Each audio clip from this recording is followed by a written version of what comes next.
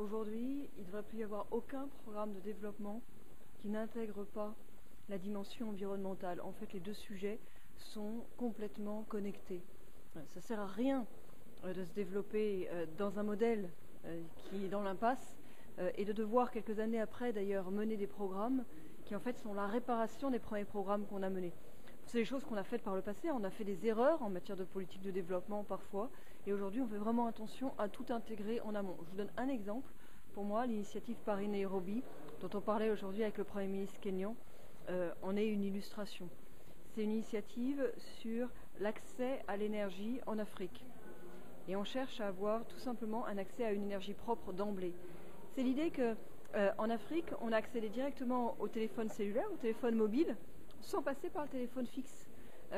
On a accédé directement parfois à l'ordinateur portable sans passer par l'ordinateur fixe. Et bien, il faut faire pareil en matière d'énergie. On peut accéder directement à une énergie propre. Très souvent en Afrique d'ailleurs, ce sera une énergie décentralisée, sans passer par la grosse centrale thermique polluante.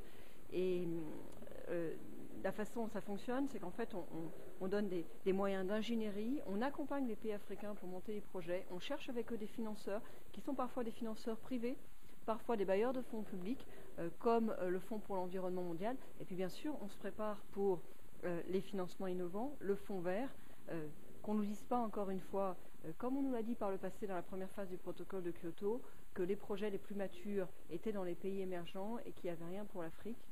Aujourd'hui, c'est possible de se développer directement, proprement, et on veut le montrer avec l'initiative Paris-Nairobi.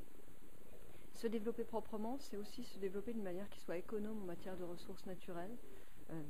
Les sources de la nouvelle compétitivité aujourd'hui, c'est d'avoir de la production. Bien sûr qu'il faut produire, mais produire de la manière la plus économe possible en matière de ressources naturelles. Ça aussi, c'est quelque chose qui, par le passé, n'a pas été vraiment au cœur des politiques africaines.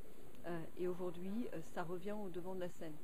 Par exemple, l'idée d'une économie cyclique, une économie qui réutilise ses déchets pour en faire des matières premières, et le financement de ce type d'expérience, pour moi, est au cœur d'une politique de développement qui intègre la dimension environnementale et doit être, par exemple, parmi les projets qui seront financés par le Fonds vert.